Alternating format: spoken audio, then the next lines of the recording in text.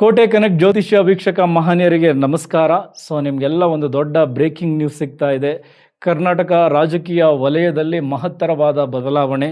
CM Siddaramaiah ಅವರು ಅವರ ಮುಖ್ಯಮಂತ್ರಿ ಸ್ಥಾನಕ್ಕೆ ರಾಜೀನಾಮೆಯನ್ನು ಕೊಡ್ತಾ ಇದ್ದಾರೆ.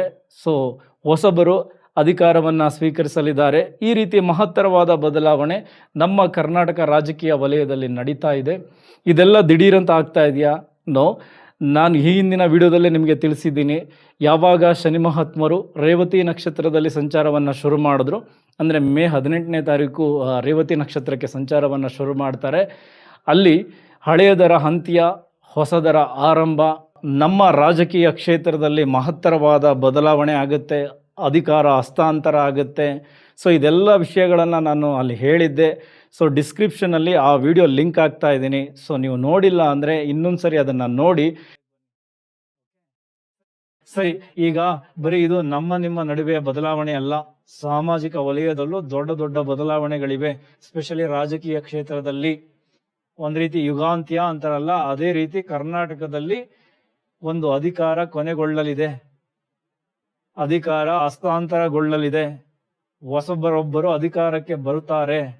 ಇದೆಲ್ಲ ಚಾನ್ಸಸ್ ಈ ಮೇ 18ರಿಂದ ಅಕ್ಟೋಬರ್ ತಿಂಗಳವರೆಗೂ ಕೂಡ ಇರುತ್ತೆ. ಮಧ್ಯದಲ್ಲಿ ಇದನ್ನ ನೋಡೋದ್ರಿಂದ ಗೋಚಾರದಲ್ಲಿ ಗ್ರಹಗಳ ಮೂಮೆಂಟ್ ಸಾಮಾಜಿಕ ವಲಯದಲ್ಲಿ ಹೆಂಗೆ ಕನೆಕ್ಟ್ ಆಗುತ್ತೆ ಮತ್ತು ನಮಗೆ ಹೇಗೆ ಕನೆಕ್ಟ್ ಆಗುತ್ತೆ ಅದರ ಅನುಭವ ನಿಮಗೆ ಬರುತ್ತೆ. ಒನ್ಸ್ ಆ ವಿಡಿಯೋವನ್ನು ನೋಡಿ. ಅದೇ ರೀತಿ ಶನಿ ಮಹಾತ್ಮರ ಈ ನಕ್ಷತ್ರ ಬದಲಾವಣೆಯಿಂದ ಸಾಕಷ್ಟು ಬದಲಾವಣೆಗಳೇನು ಸಿಗ್ತಾ ಇದ್ದಾವೆ. ಆದರೆ ಇದೇ ಶನಿ ಮಹಾತ್ಮರು ಮತ್ತೆ ವಕ್ರಗತಿಯಲ್ಲಿ ಅವರದೇ ನಕ್ಷತ್ರಕ್ಕೆ ವಾಪಸ್ ಬರ್ತಾರೆ, ಉತ್ತರ ಭಾದ್ರ ನಕ್ಷತ್ರಕ್ಕೆ. ಇದರ ಅರ್ಥ ನಿಮಗೆ ಸಿಕ್ಕ ಅಧಿಕಾರವನ್ನು ನೀವು ಹೇಗೆ ಬಳಸ್ಕೊಳ್ತೀರಾ, ಸರಿಯಾದ ನಿಟ್ಟಿನಲ್ಲಿ ಬಳಸ್ಕೊಂಡರೆ ನಿಮಗೆ ಮತ್ತಷ್ಟು ಖ್ಯಾತಿ ಸಿಗುತ್ತೆ. ಇಲ್ಲ, ಸಿಕ್ಕ ಅಧಿಕಾರವನ್ನು ಸರಿಯಾಗಿ ಬಳಸಿಕೊಳ್ಳದೆ ದುರುಪಯೋಗ ಮಾಡಿಕೊಂಡು ಮತ್ತಷ್ಟು ನಿಮ್ಮಿಂದ ಕೆಟ್ಟ ಕೆಟ್ಟ ವಿಚಾರಗಳೇನಾದರೂ ಹೊರ ಜಗತ್ತಿಗೆ ಬಂದರೆ ಡೆಫಿನೆಟ್ಲಿ ಮತ್ತೆ ಅಧಿಕಾರವನ್ನು ಕಳೆದುಕೊಳ್ಳುವಂಥದ್ದು ಈ ಅಕ್ಟೋಬರ್ ತಿಂಗಳ ನಂತರ ಆಗುತ್ತೆ.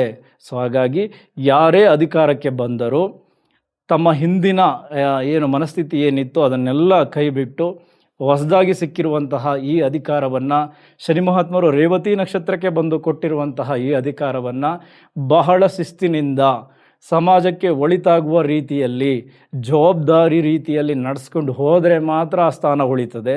ಇಲ್ಲ ಅಂದರೆ ಅದರ ಅಂತ್ಯ ಮತ್ತೆ ಆಗುತ್ತೆ. ಏನಕ್ಕೆ ಅಂದರೆ ಮತ್ತೆ ವಾಪಸ್ ರೇವತಿ ನಕ್ಷತ್ರಕ್ಕೆ ಬರ್ತಾರೆ.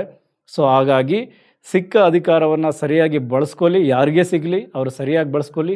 ಇಷ್ಟು ದಿನ ಒಳ್ಳೆಯ ಆಡಳಿತ ಕೊಡಬೇಕು ಅನ್ನುವಂತಹ ಮನಸ್ಥಿತಿಯಲ್ಲಿ, ಜೊತೆಗೆ ತಮ್ಮದೇ ಪಕ್ಷದ ವೈರತ್ವ, ಹಲವಾರು ವಿಚಾರಗಳು, ಇದೆಲ್ಲವನ್ನು ಜೊತೆಗೆ ಇಟ್ಕೊಂಡು ಇಷ್ಟು ದಿನ ಅಧಿಕಾರವನ್ನು ಕೊಟ್ಟಂತಹ ಸಿದ್ದರಾಮಯ್ಯನವರ ಮುಂದಿನ ರಾಜಕೀಯ ಭವಿಷ್ಯವು ಕೂಡ ಉಜ್ವಲವಾಗಿರಲಿ. ಅವರು ಅವರ ಆರೋಗ್ಯದ ಕಡೆ ಹೆಚ್ಚು ಗಮನ ಕೊಡಲಿ. ಓವರಾಲ್ ನಮ್ಮ ಕರ್ನಾಟಕ ರಾಜಕೀಯ ವಲಯದಲ್ಲಿ ಹೊಸ ಬದಲಾವಣೆ, ಹೊಸ ಅಲೆ ಖಂಡಿತ ಶನಿ ಮಹಾತ್ಮರ ಈ ಬದಲಾವಣೆಯಿಂದ ಸಿಗ್ತಾ ಇದೆ. ಕೆಲವರು ಸಂಕ್ರಾಂತಿ ನಂತರ ಅವರು ಮುಖ್ಯಮಂತ್ರಿ ಆಗ್ತಾರೆ, ಇವರು ಮುಖ್ಯಮಂತ್ರಿ ಆಗ್ತಾರೆ ಅಂತ ಹೇಳಿದ್ದಾರೆ. ಆದರೆ ಅಕ್ಯುರೇಟಾಗಿ ಇಂಥದ್ದೇ ಒಂದು ಕಾಲಘಟ್ಟದಲ್ಲಿ ಈ ಥರದ್ದೇ ಬದಲಾವಣೆ ಆಗುತ್ತೆ ಅನ್ನೋದಕ್ಕೆ ಸ್ಪಷ್ಟ ಒಂದು ಅಧ್ಯಯನ ಇರಬೇಕು. ಆ ಅಧ್ಯಯನದ ಮುಖಾಂತರ ಆ ಕಾಲಘಟ್ಟಕ್ಕೆ ತಕ್ಕಂತೆ ನಾವು ಈ ಒಂದು ಭವಿಷ್ಯ ಹೇಳೋದನ್ನು ಬಳಸ್ಕೊಳ್ಬೇಕು. ಜ್ಯೋತಿಷ್ಯ ಅಂದರೆ ಮಾರ್ಗದರ್ಶನ, ಜ್ಯೋತಿಷ್ಯ ಅಂದರೆ ಪವಾಡ ಅಲ್ಲ. ಇಲ್ಲಿ ಯಾರು ನಾನು ಹೇಳಿದ್ದಕ್ಕೆ ಬದಲಾವಣೆ ಆಗೋಯ್ತು, ನನ್ನಿಂದನೇ ಈ ಬದಲಾವಣೆ ಆಗೋಯ್ತು, ನಾನೇ ಬ್ರಹ್ಮ, ನಾನೇ ದೇವರು ಅಂತ ಏನಾರು ಹೇಳ್ಕೊಳ್ತಾರಲ್ಲ, ಅಂಥವರಿಂದ ದೂರ ಇರಿ. ಜ್ಯೋತಿಷ್ಯ ಅಂದರೆ ಅದು ಕೂಡ ಒಂದು ವಿದ್ಯೆ. ಅದನ್ನು ಸರಿಯಾಗಿ ಅಧ್ಯಯನ ಮಾಡಿ ಸರಿಯಾದ ರೀತಿಯಲ್ಲಿ ನಿಮಗೆ ಅದನ್ನು ಅರ್ಥೈಸಿದರೆ ನಿಮಗೂ ಕೂಡ ಜ್ಯೋತಿಷ್ಯ ಅರ್ಥ ಆಗುತ್ತೆ. ಅದನ್ನು ಹೇಗೆ ಬಳಸ್ಕೋಬೇಕು ಅನ್ನೋದು ಕೂಡ ಗೊತ್ತಾಗುತ್ತೆ.